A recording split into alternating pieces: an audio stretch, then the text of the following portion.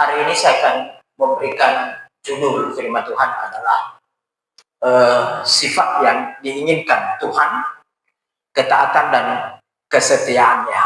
Maka kita akan membahas ketaatan dan kesetiaannya. Ketaatan dan kesetiaannya juga adalah berasal dari hati setiap manusia. Kita baca Bapak Ibu Amsal pasal 19 ayat 21 sampai ayat ke-22. Baik dalam kondisi duduk Bapak Ibu, tapi kita boleh membacakan ayat ini. Saya yang membaca ayatnya ke-21 dan Bapak Ibu nanti yang membaca ayatnya yang ke-22. 22 mulai dari sifat. Ya. Saya baca dan nanti Bapak Ibu Saudara yang membaca ayatnya yang ke-22. Demikian firman Tuhan, Amsal 19 ayat 21 dan 22. Banyaklah rancangan di hati manusia, tetapi keputusan Tuhanlah yang terlaksana.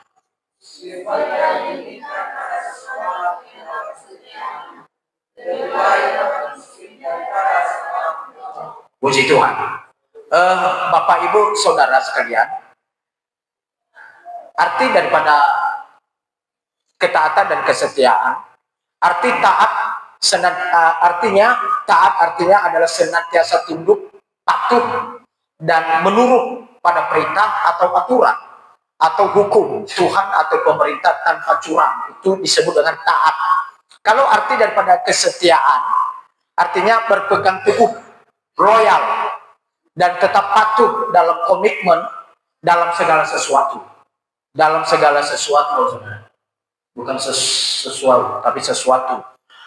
Bapak Ibu, ini kalau kita bicara ke misalnya birokrasi, jabatan yang paling terendah yang birokrasi, demokrasi Bapak Saudara, yang demokrasi, jabatan yang paling terendah adalah jabatan kepala desa.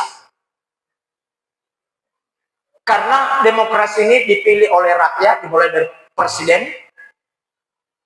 DPR RI, dan gubernur, bupati, wali kota, dan kepala desa. Kalau yang lain itu teokrasi.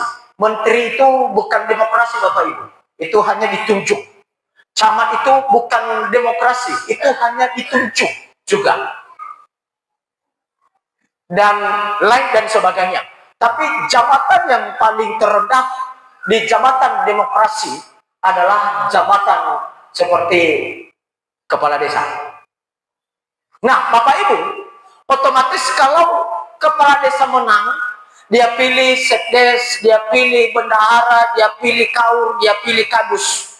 Dia tidak sembarangan memilih, harus memilih orang yang loyal kepadanya. Kalau kepala desa memilih kaum yang memberontak dengan dia, itu salah dia. Makanya kalau ngomong-ngomong masyarakat bilang sama saya, itu kaum ini sok membela-bela kepala desa. Dalam hatiku wajar. Karena kepala desa tidak mau memilih orang yang melawan. Aku pun seperti itu Bapak Ibu. Nah, kalau itu jabatan pemerintahan. Tapi kalau kembali ke jabatan keagamaan, Bapak Ibu, keagamaan. Misalnya saya tidak bicara organisasi gereja lain, saya bicara GPDI. 1 tahun lagi ke depan adalah pemilihan pimpinan GPDI. Bapak Ibu Saudara, jangan dulu majelis pusat yang akan dipilih bulan Maret tahun depan atau April paling lambat. Eforus GPDI. Majelis daerah di Sumatera Utara saja pun, kalau dia sudah dipilih, otomatis dia memilih jajarannya itu, dia memilih personalia MD itu di Sumatera Utara itu adalah harus orang yang loyal sama dia. Orang yang patuh sama dia. Orang yang mengikuti aturan sama dia. Orang yang berkomitmen dengan dia. Pasti seperti itu Bapak Ibu. Kalau tidak, maka nanti dia akan disalahkan. Kalau dia memilih orang yang salah pilih, maka nanti suatu saat ada kesalahannya, dia ditendang Bapak Ibu. Nah, otomatis baik dalam pemerintahan secara birokrasi maupun dengan jabatan, dengan keagamaan, Bapak Saudara, sama halnya bahwa persis tidak boleh beda. Tidak mungkin kita pilih musuh. Tidak mungkin kita ini lawan. Kecuali Jokowi yang memilih Prabowo. Tapi itu sebelum dia pilih menjadi Menteri Pertahanan, dia sudah mau lebih-lebih dulu. Loyal enggak? Kalau engkau loyal, nanti periode depan saya akan dukung kamu. Makanya Prabowo loyal. Ada juga Bapak Saudara komitmen di dalamnya. Artinya semua yang kita pilih adalah harus orang yang berkomitmen. Nah, sama halnya Bapak Ibu Saudara sebagai gembala, Bapak Ibu. Sama halnya sebagai gembala. Sebagai gembala itu Bapak Ibu Saudara, jangan kalau sudah pelayan saja sudah mulai memberontak kepada gembala, pelayanan itu sudah tidak baik-baik saja. Kalau pelayan aktivis gereja sudah mulai memberontak kepada pimpinan, pendeta, gembalanya, Bapak Saudara, pelayanan itu dia akan pernah maju.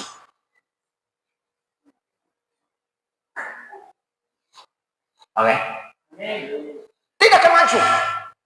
Maka Bapak Ibu Saudara, kita lihat nanti Bapak Ibu Saudara orang yang taat dan setia. Ada tokoh Alkitab. Sebenarnya mereka tokoh, tapi sangat dikenal sekali Bapak Saudara. Dia adalah orang yang taat. Bapak Ibu Saudara, adalah ketaatan dan kesetiaan, dua kata yang patut diuji dalam kehidupan manusia. Ketaatan dan kesetiaan, dua kata ini yang patut kita uji dalam kehidupan manusia. Dan cara mengujinya Bapak Saudara dalam setiap pelayanan. Kita lihat Bapak Saudara, saya akan memberikan satu contoh yang setia. Satu adalah Ruth. Ruth ini adalah seorang menantu yang suaminya meninggal tanpa meninggalkan keturunan. Seorang bangsa yang tinggal di Bethlehem dan mereka pergi merantau di tanah Moab dan mereka menemukan di situ jodoh daripada anaknya laki-laki yang kedua, Mahlon dan Ilion. Mereka dinikahkan di sana. Salah satunya yang menantunya adalah Ruth. Anaknya laki-laki mati. Abimelek juga mati.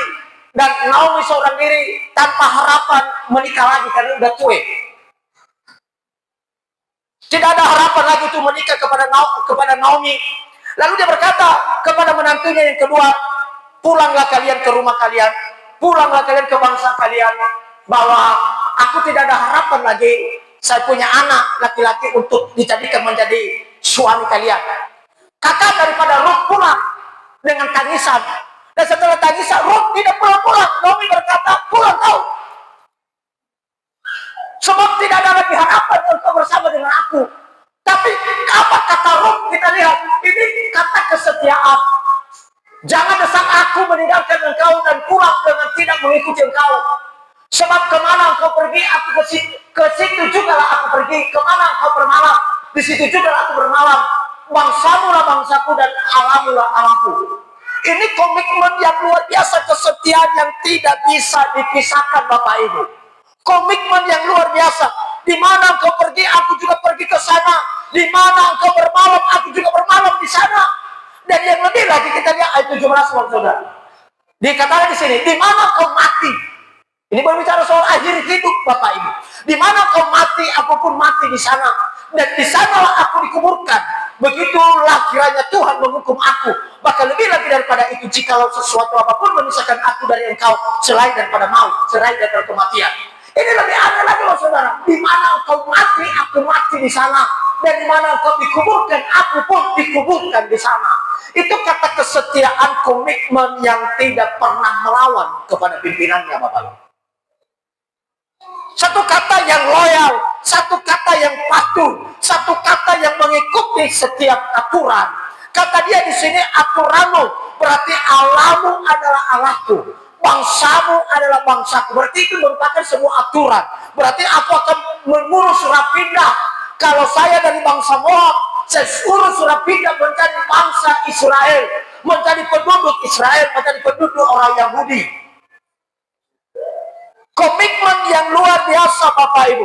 Bahkan pun Bapak Ibu Saudara kita lihat, kata-kata inilah yang membuat hati Naomi kagum dengan kesetiaan Ruth Bapak Ibu Saudara. Maka Rut itu sebenarnya adalah orang yang setia. Amin. Haleluya. Maka kalau di sebuah gereja, makanya saya sudah sampaikan tadi, baik di pemerintahan birokrasi maupun dalam jabatan keagamaan, kalau di dalam gereja lokal saja aktivis gereja saling bertinju, saling memberontak, saling menendang satu sama lain, pelayanan itu adalah pelayanan yang tidak baik-baik saja. Pelayanan itu adalah pelayanan yang tidak maju. Pelayanan itu adalah pelayanan yang mundur dan tidak ada kemajuan. Maka oleh sebab itu, Bapak Ibu Saudara, kita lihat yang Tuhan inginkan pada seseorang. Kalau kita kembali kepada yang awalnya tadi, bahwa yang Tuhan diinginkan pada seseorang ayat 22 adalah kesetiaannya. Amin. Kita lihat di sini banyak rancangan dalam hati manusia, tetapi keputusan Tuhan yang terlaksana. Banyak rancangan, banyak ide, banyak masukan. Ifa tonton ke dunia hanya iya. Ia ngira-ngira ke dunia hanya iya di faluania, tetapi Yehova cuma terdekat. Banyak orang merencanakan ini, rencana ini. Orang yang banyak rencana dalam bisanya adalah orang yang kaya. Tetapi firman Allah berkata, bukan karena kekayaanmu, bukan karena rancanganmu, bukan karena idemu. Lebih baik orang miskin setia daripada orang kaya tidak setia. Amin. Lebih baik orang miskin setia daripada, Bapak Ibu Saudara, daripada orang kaya tetapi melawan. Aku heran kalau orang semakin tinggi sekolahnya, aku heran kalau semakin sombong. Heran aku. Makanya kalau saya berpikir, kalau saya merenungkan orang, aduh, apalagi udah kaya, apalagi udah PNS, tidak ada ketundukan. Bapak Saudara, saya tidak ambil kepatuhan dan ketundukan, karena itu mungkin itu dunia. Tapi dalam sebuah pelayanan, Bapak Ibu Saudara, kalau kita yang melayani saja tidak bisa kerjasama satu sama lain, maka pelayanan tidak akan pernah berkembang, Bapak Ibu. Saya melihat, Bapak Saudara, bahwa yang paling terpenting dalam setiap kehidupan kita adalah saling kerjasama satu sama lain. Bukan karena jabatan, Bapak Ibu. Banyak gereja, Bapak Ibu Saudara, ibadah 2 kali 3 minggu ibadah kalau dia bawa kasih jabatan. Kejabatan, Katuan Apostol, para hobas. 1 bulan setia, 2 bulan setia, mau saya jabatan, naikkan.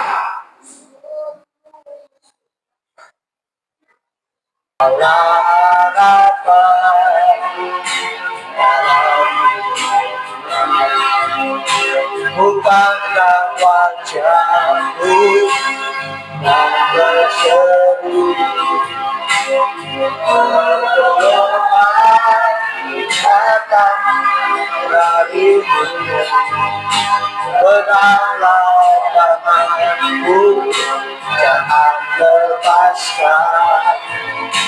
Allah harapan,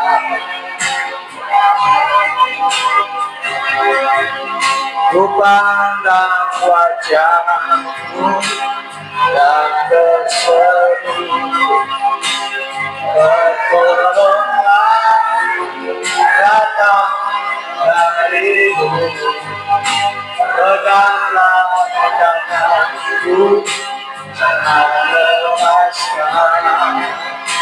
Kau harapan,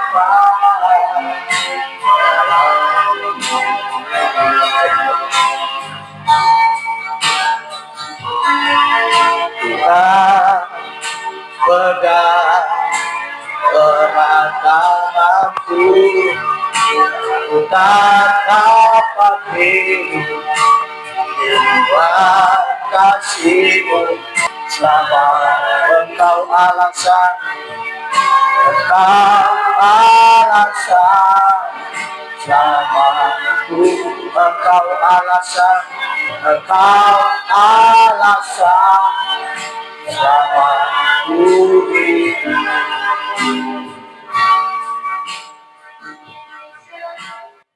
Di tengah-tengah ibadah ini, di tengah-tengah pemberitaan firman, seorang ibu yang mengandung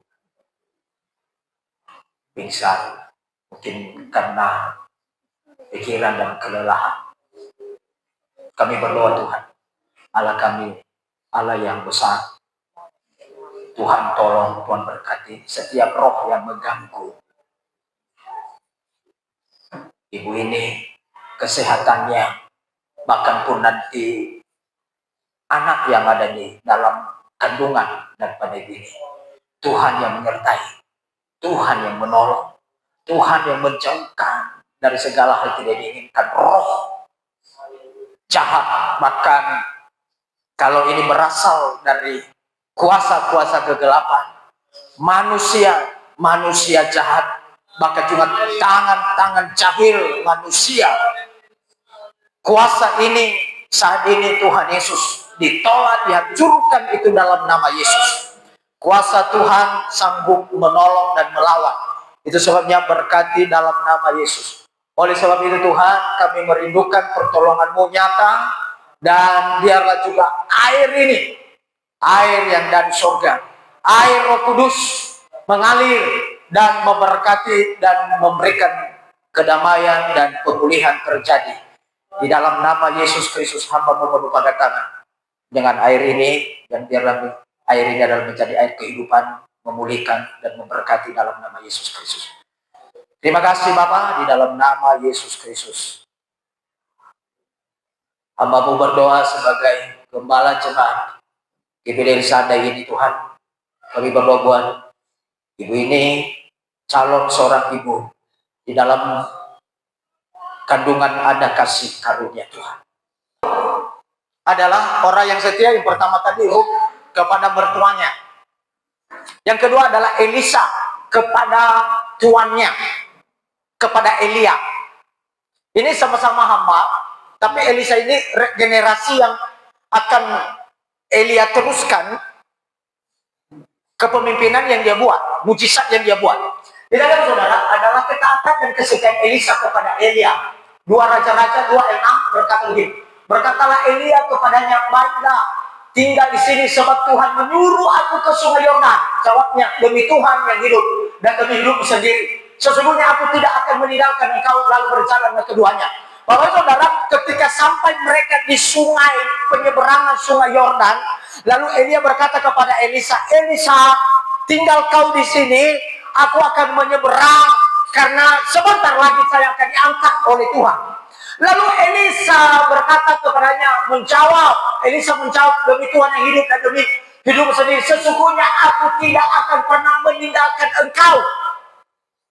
Aku tidak akan pernah meninggalkan engkau, dan tidak ada jikalau sesuatu apapun memisahkan aku dari engkau selain daripada maut. Kata Elisa berkata, hanya kematian yang memisahkan kita. Sama seperti kesetiaan suami istri. Hanya kematian. Tidak ada saudara. Ayat seterusnya begini. Di ayatnya yang ke-6 berkata, sesudah mereka sampai di seberang, berkatalah dia kepada Elisa, mintalah apa yang hendak kulakukan kepadamu sebelum aku terangkat daripadamu. Jawab Elisa, biarlah kiranya aku mendapat 2 bagian dari rohmu. Ketika mereka sampai di sana, kata Elisa, karena sebentar lagi dia akan terangkat. Lalu Elia berkata, Elisa, mintalah apa yang kau minta, apa yang kau minta, apa yang kulakukan kepadamu. Mintalah apa yang hendak kulakukan kepadamu. Artinya mintalah apa yang hendak kuberikan kepadamu. Tapi Elisa menjawab, dia katakan begini Bapak Saudara, Elisa, bahwa ketika Elia menawarkan permintaan, maka Elia menjawab, biarkanlah kiranya aku mendapat 2 bagian dari rohmu. 2 bagian dari roh, 2 bagian dari kekuatan, 2 bagian dari apapun Bapak Saudara. Itu sebenarnya tidak bisa diberi. Itu adalah atas perpisahan jiwa dan raga. Dan dia berkata begini, aku akan mengambil bagian. Satu bagian mendapat bagian dari dua bagian daripada rohmu. Artinya hidupmu bagi dua, setengah sama aku dan setengah sama kau. Itu kata Elisa. Dan Elia menjawab. Elia menjawab ayat 10 berkata, Elia, yang kau minta itu adalah sukar. Ni ada mah teman, ni ada mah apa-apa, ni ada mah adalah lebih lepaskan Bapak Saudara. Sukar Bapak Ibu, sakit, susah, menderita, tidak bisa ku beri, tidak bisa ku lepaskan, berat untuk bisa ku berikan. Sukar Bapak Saudara, karena permintaan yang memang langka, permintaan yang mungkin bahwa tidak bisa dilakukan oleh siapapun. Tetapi ingat bahwa Elia berkata, tetapi walaupun sukar, tetapi jika engkau dapat melihat aku terangkat kepadamu, akan terjadi kepadamu. Bayangkan, ketika engkau melihat aku terangkat daripadamu, akan terjadilah kepadamu seperti yang demikian. Dan jika tidak akan terjadi. Ini bicara soal fokus. Kalau engkau fokus, tidak silap, maka apa yang engkau minta pasti akan terjadi. Tapi kalau engkau tidak fokus, banyak pikiran, melayang-layang, tidak fokus dalam ibadah, tidak fokus mendengarkan firman Allah, tidak fokus untuk memuji Tuhan, kita fokus untuk memuliakan Tuhan, maka tidak akan pernah terjadi kepadamu. Katanya, walaupun apa-apa sukar, kata sukar ini apa berat, susah, tetapi kalau engkau melihat aku terangkat ke surga, maka terjadilah kepadamu. Tapi kalau engkau tidak melihat aku, fokus mau arah tahu ke batu di danau itu loy ya, nobi mufat nobi terangkat mana, toy jauh ke bawah. Itu katanya tidak fokus, saudara. Kita lihat ayat 11. Sedang mereka berjalan terus sambil ini ya, berkata-kata, tiba-tiba datanglah kereta berapi dengan kuda berapi memisahkan keduanya. Lalu naiklah Elia ke surga dalam angin badai. Ketika tiba-tiba mereka sambil berkata-kata, tiba-tiba datanglah kereta berapi. Kereta api, Bapak Saudara. Kereta berapi, bukan kereta api yang ada di kota sana, tapi kereta ini adalah seperti kereta yang pakai kuda, lalu disertai dengan api. Dan ketika itu turun, maka datanglah angin badai. Angin badai yang menghancurkan, angin puting beliung yang bisa menghancurkan Bapak, yang bisa mengangkat rumah. Tetapi ketika angin badai itu, Elia naik di atas kereta api, kereta berapi itu, ketika dia naik, dan Elisa tetap fokus untuk melihat apa yang terjadi. Dan ketika dia fokus melihat yang terjadi, ayat 12 berkata, terkonyakkanlah jubah pakaian daripada Elia, dan setengah diberikan kepada Elisa, dan setengah terbawa oleh Elia. Itulah yang disebut dengan setengah roh. Dan artinya saudara, ketika Elisa pulang dari seberang sungai Yordan, dan apa yang pernah dilakukan oleh Elia bisa dilakukan oleh Elisa. Ada banyak mujizat yang terjadi pada zaman Elisa. Ada orang yang sedang motong kayu pakai kampak, dan ketika mata kampak itu terjatuh ke dalam air, lalu dilaporkan kepada Elisa. Elisa datang dan diambil sepotong kayu, dilemparkan ke dalam, dan mata kampak itu muncul ke atas. Saudara, ada lagi yang air yang pahit sekali. Ketika air itu tidak ada air yang manis, semua air yang ada di daerah itu adalah pahit, tidak bisa diminum oleh orang lain. Lalu dipanggil lagi Elisa, dan Elisa berdoa, dan ketika dijatuhkan lagi sepotong kayu, bahkan air itu semuanya menjadi air yang manis. Hilang kepahitan Bapak Ibu Saudara.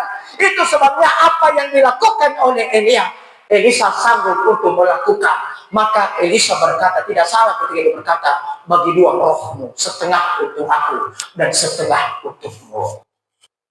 Dan itu terjadi hanya bagi orang yang setia, Bapak Ibu. Itu terjadi hanya bagi orang yang taat, Bapak Ibu Saudara sekalian. Kalau kita tidak taat, kalau kita tidak setia, gampang saja bisa terpengaruh dalam dunia ini, Bapak Saudara. Yang terakhir, hal yang ketiga, Bapak Saudara, adalah Filipi 2 ayat 8. Yesus memberikan contoh dalam ketaatannya kepada kita. Dan dalam keadaan sebagai manusia, ia telah merendahkan dirinya dan taat sampai mati, bahkan sampai mati di kayu salib. Yesus memberikan teladan ketaatan dan kesetiaan kepada kita semua, Bapak Ibu. Apakah mau kita setia? Bukan dalam arti kita setia itu, Bapak Saudara, adalah kita bawahan. Bukan dalam arti ketika kita tidak taat itu adalah kita rendah, bukan, Bapak Saudara. Tetapi ketika kita setia dan taat, maka apapun yang kita minta, Tuhan pasti akan beri. Demikian juga kita kepada Tuhan. Bila kita taat dan bila kita setia, Tuhan pasti akan menyediakan mahkota kehidupan bagi kita semua.